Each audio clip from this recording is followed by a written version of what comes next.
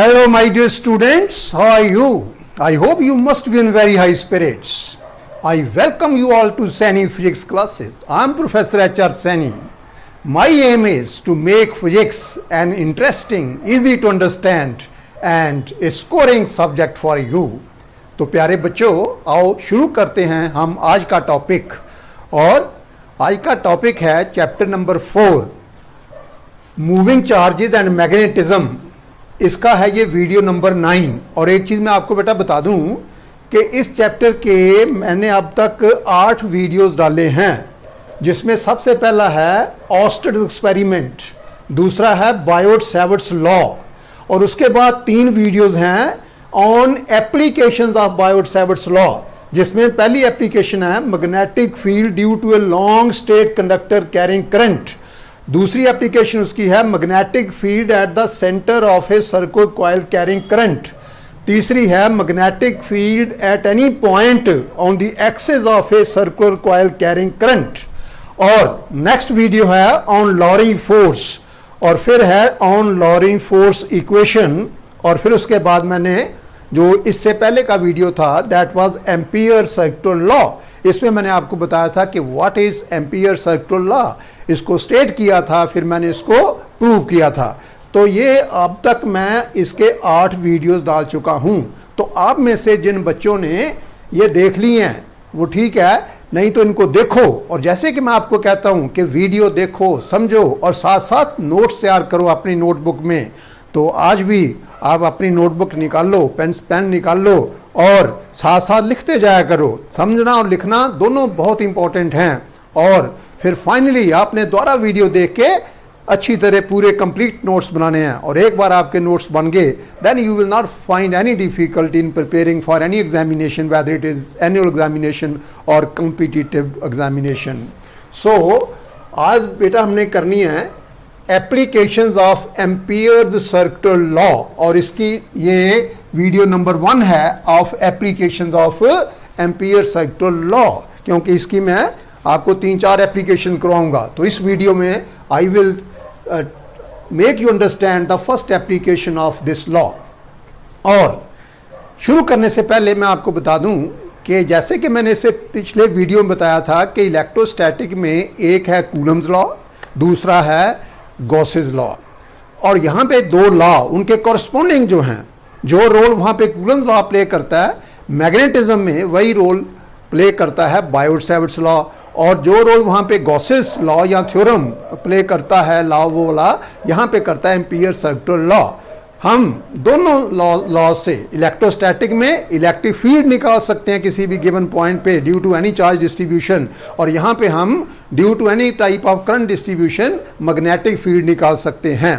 फर्क ये है कि इलेक्ट्रोस्टैटिक में जो Coulomb's law that can be use for any type of charge distribution, लेकिन जो गॉसेस लॉ है that is preferably use for symmetrical charge distribution, जिसमें कि इलेक्ट्रिक फील्ड जो है वो यूनिफॉर्म हो और ऐसा सरफेस हम उसके चारों तरफ ले सकें जिसके हर पॉइंट पे magnitude of electric intensity same हो और डायरेक्शन रेडियली आउटवर्ड हो। बिल्कुल ऐसे ही Biot Savart's law can be used to find magnetic field due to any type of current carrying conductor और any type of current distribution. और जो एम्पियर सर्कुलर लॉ है it is more useful, it can be use for any type of current distribution, but as I told you in that video, it is more useful when number 1 the current distribution is symmetrical, number 2 magnetic field is non-zero and uniform, that is constant, or number 3 the angle between magnetic field vector and the line segment or the line element is 0 degree or 180 degree. And if it is 90 degree, then you know that B dot dl will be equal to 0 because A dot B is AB cos theta. So B dot dl will become B dl cos 90 degree and that will be equal to 0. और आज हम इसकी करेंगे। अच्छा, कई बार ये बेटा मैं एक चीज़ आपको और बताऊं, कई बार एग्जाम में पूछते हैं कि व्हाट इज द सिग्निफिकेंस, लिख लो ये अच्छी तरह, what is the significance of Ampere circular law. तो इसका आंसर जो है वो प्यारे बच्चों क्या है, we can write that Ampere circular law with Maxwell's correction is one of the four Maxwell's equations. Maxwell ने 4 इक्वेशंस दी हैं, उनमें से एक है एम्पियर सर्किल लॉ को थोड़ा सा मॉडिफाई करके इक्वेशन बनाई मैक्सवेल ने, जिसको हम बोलते हैं मॉडिफाइड एम्पियर सर्किल लॉ। और वो क्या मॉडिफिकेशन है, कैसे मॉडिफिकेशन करी, वो क्या इक्वेशन है, that I will let you know when we come to electromagnetic waves. उस चैप्टर में शुरुआत ही हमने वहां से करनी है, मॉडिफाइड एम्पियर सर्किल लॉ।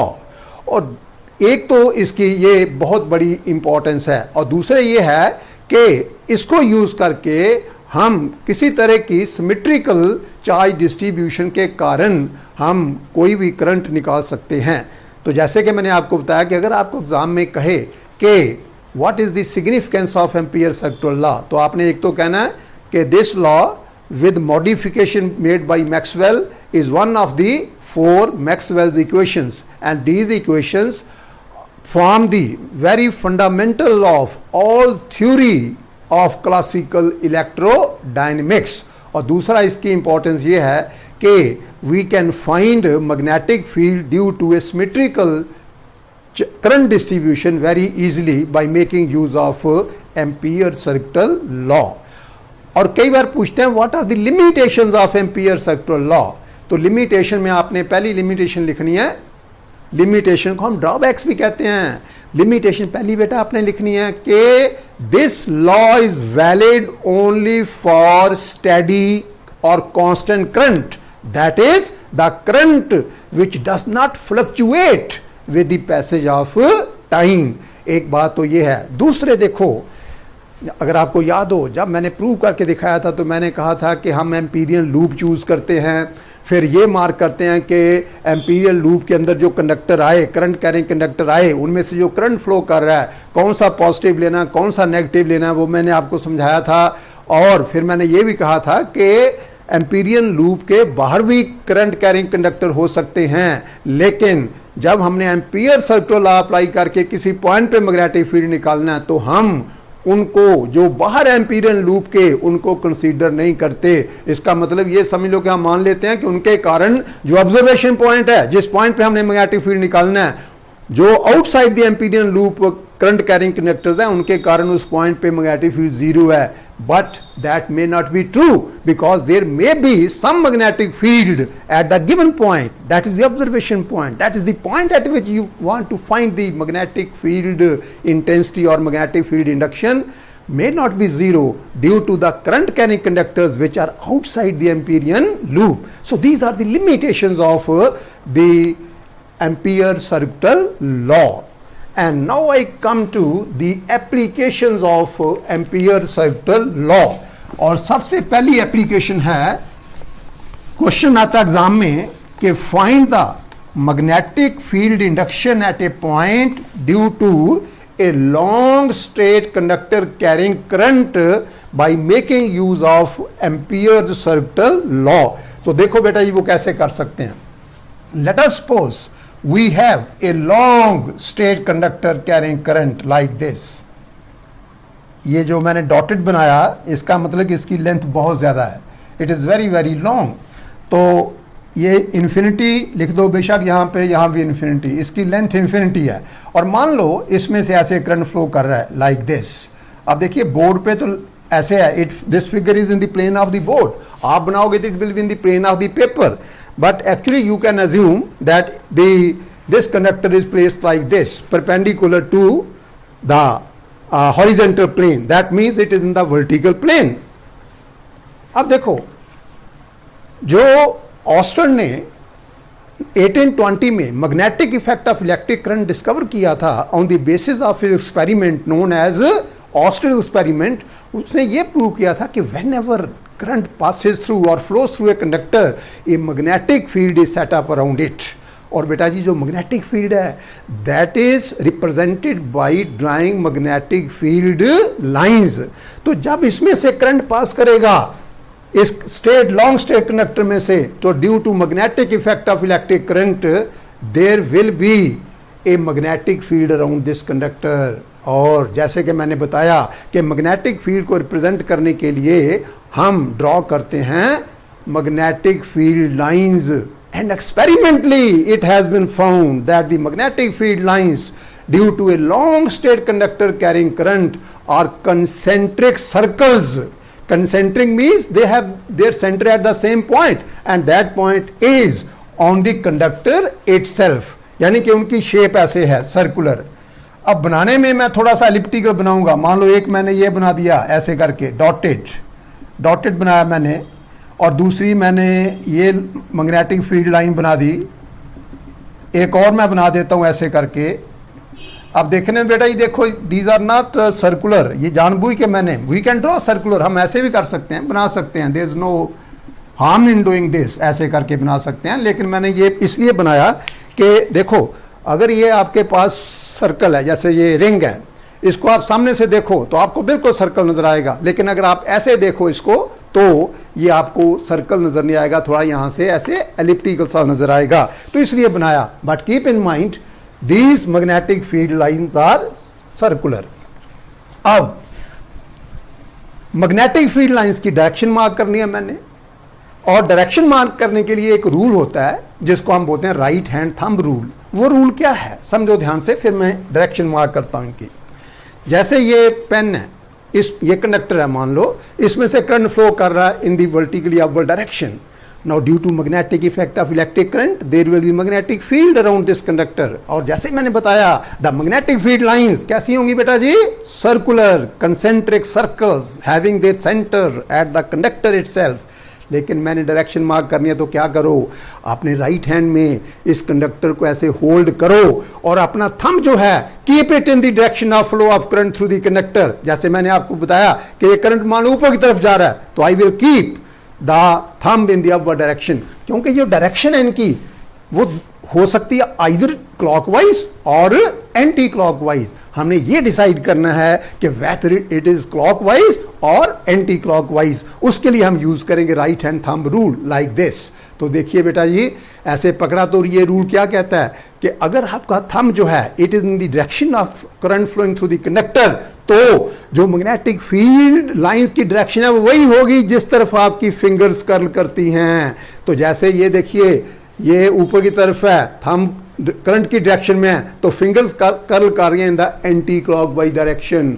और अगर यही करंट नीचे की तरफ होता, अब मैं इसको ऐसे पकड़ता, क्योंकि मैंने आपके थंब को अपने थंब को रखना है इन the direction of flow of current, तो आप देख सकते हैं मेरी फिंगर्स किस तरफ कर्ल करेंगी, in the clockwise direction. So that means the direction of the magnetic field lines depends upon the direction of flow of current through the conductor. Okay? तो इस केस में फिर ये कैसी हो जाएंगी, एंटी क्लॉकवाइज। सो ऐसे करके ये डायरेक्शन होगी इनकी लाइक दिस। ये मैंने 3 ड्रॉ करी है तो तीनों की डायरेक्शन में बना दी एंटी क्लॉकवाइज लाइक दिस।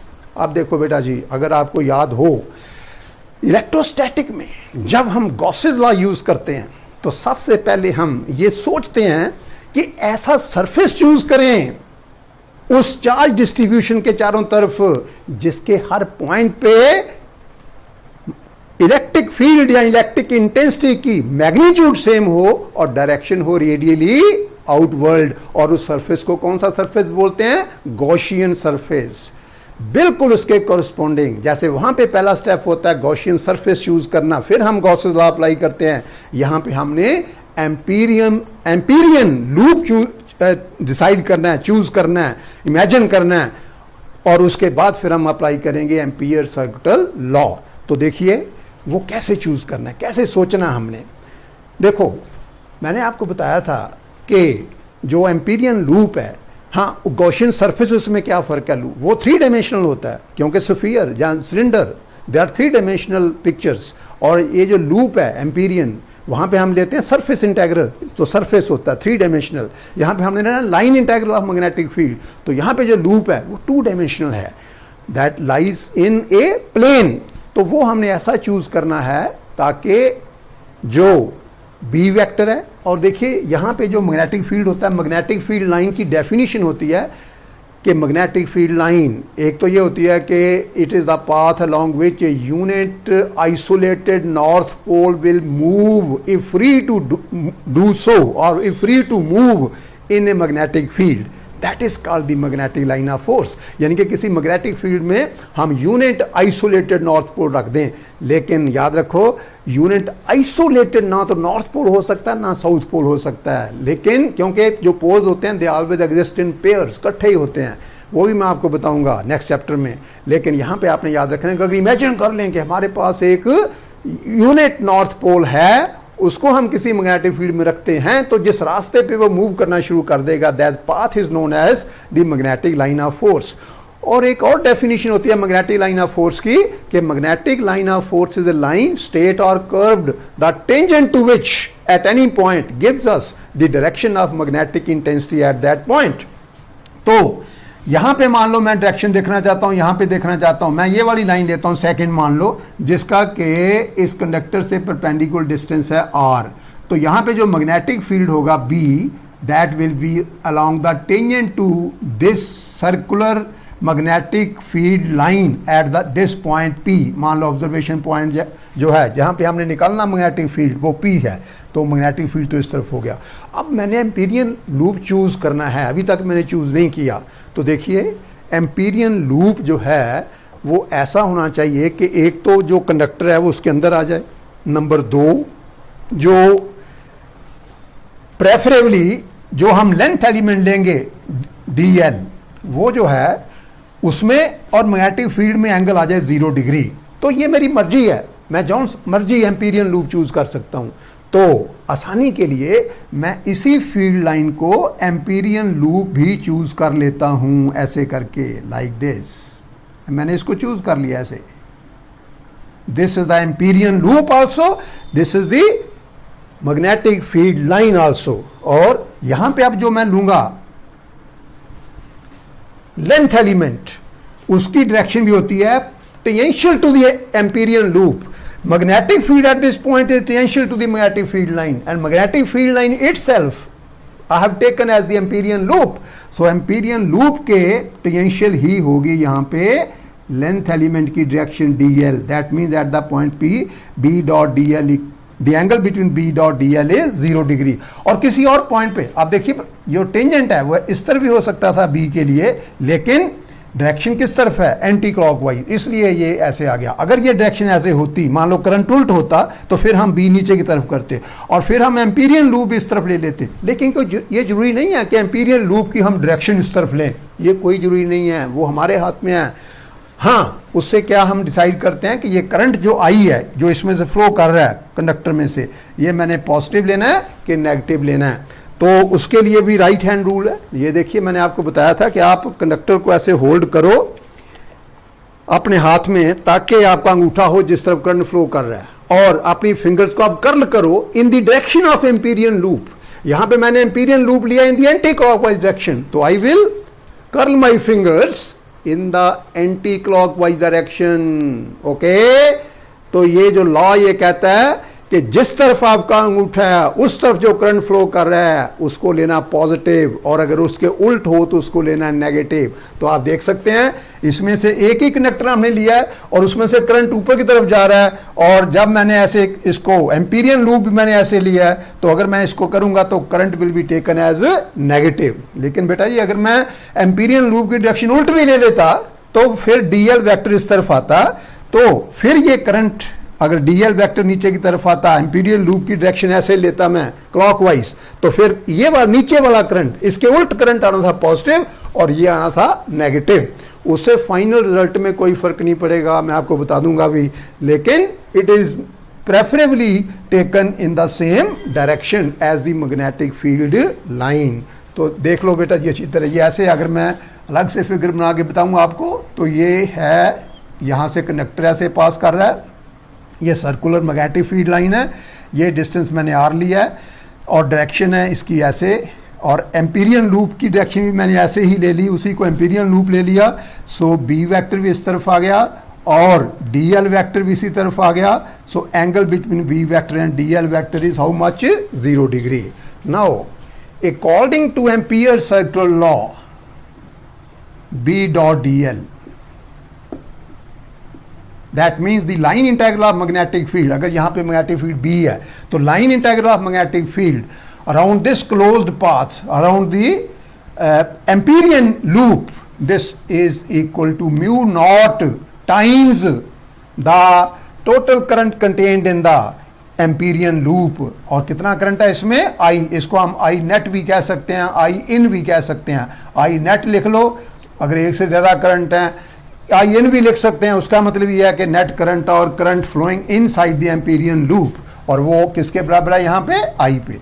और you can say that this is equal to B D L cos 0 degree, क्योंकि अभी मैंने आपको बताया what is angle between B vector and D L vector? 0 degree.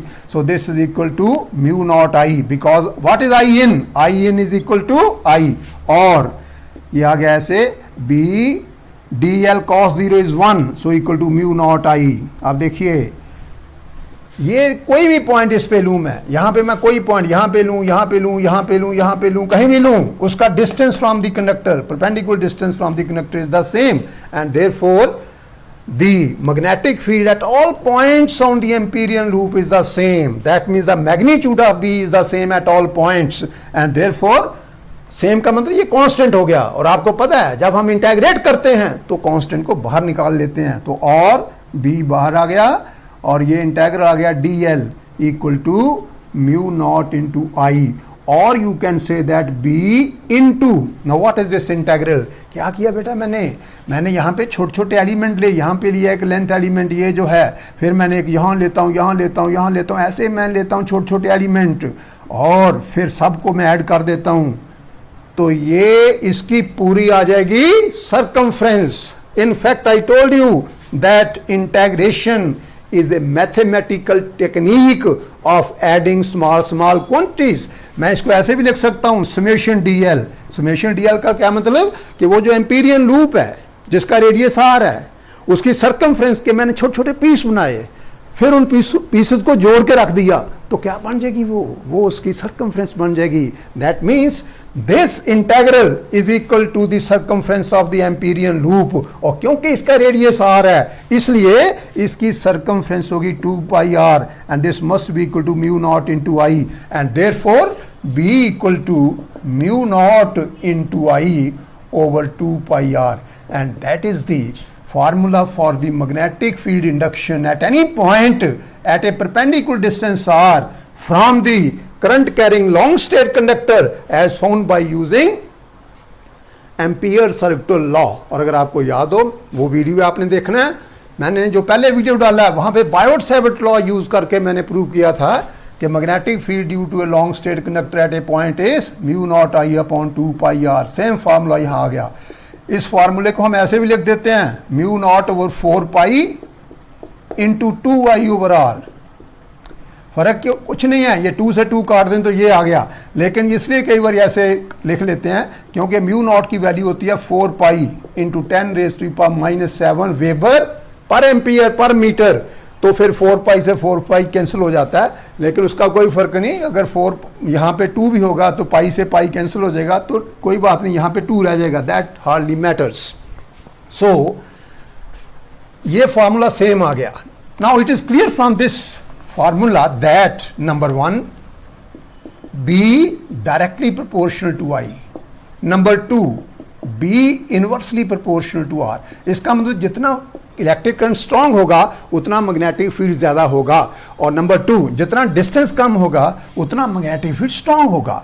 Therefore for a constant current, therefore for a constant value of I, अगर मैं current भी constant ले लूं, कांस्टेंट वैल्यू ऑफ आई, तो प्यारे बच्चों क्या आएगा? अब ये भी कांस्टेंट ले लिया मैंने, तो इसका मतलब बी म्यू नॉट कांस्टेंट है, 2 कांस्टेंट है, पाई कांस्टेंट है, आई को मैंने कांस्टेंट ले लिया, तो बी किस पे डिपेंड करता है? आर पे.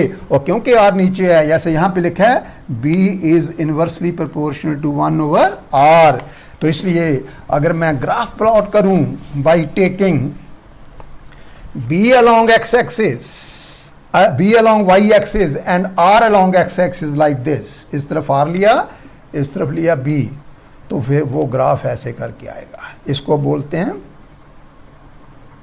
Rectangular hyperbola. जैसे बॉयज लॉ का आता है, बॉयज लॉ में क्या होता है? P proportional to 1 over V, ये आपने केमिस्ट्री में पढ़ा होगा, P proportional to 1 over V. तो अगर P और V में ग्राफ प्लॉट करें तो वो रेक्टेंगुलर हाइपरबोला, तो ये भी बन गया rectangular hyperbola. So that completes this.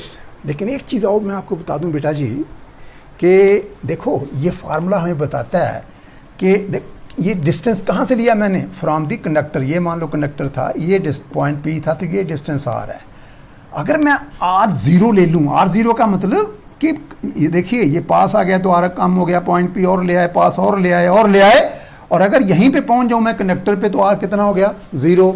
तो अगर मैं यहाँ पे R0 पुट करूं तो मैग्नेटिक फील्ड आ जाएगा μ0I/0, वो इनफाइनाइट आ गया।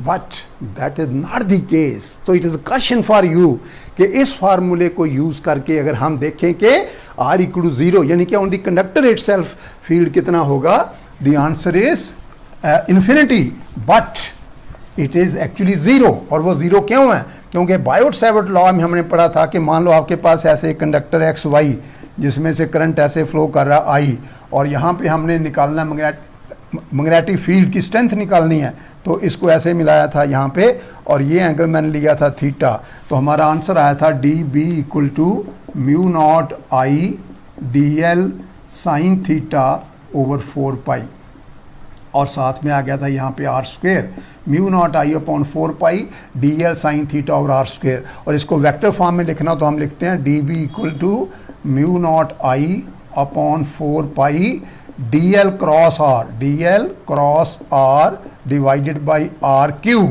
अब dl क्रॉस r क्या हो जाएगा, dl × r × sin θ, तो एक r कट के यहाँ r² आ जाएगा, तो आ गया μ0I/4π dl × sin θ/r²।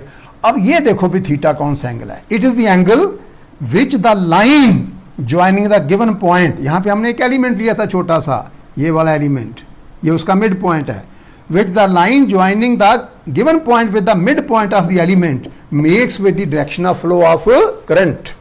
अब देखो अगर ये स्ट्रेट कंडक्टर हो ऐसे करके, तो मान लो मैं यहाँ पे पॉइंट लिया, तो ये देखिए ये ऐसे आ गया, अगर ये पॉइंट यहाँ पे आ गया तो ये ऐसे, ये पहले एंगल इतना था थीटा, अब थीटा इतना हो गया, अगर ये और पास आ गया तो थीटा इतना हो गया, अगर और पास आ गया तो थीटा इतना हो गया, अगर कंडक्टर पे आ गया पॉइंट तो थीटा कितना हो गया 0। And what is sine 0? So DB = 0। तो वहां पे मैंने आपको बताया था कि the magnetic field at any point on the conductor carrying current at itself or on its axis is 0. So remember, the magnetic field at any point on the conductor itself or on the axis of a conductor carrying current is 0 and not infinite. So that's all for today. I hope you must have enjoyed my lecture. Please like, share and subscribe to my channel. Thank you very much. Have a nice time.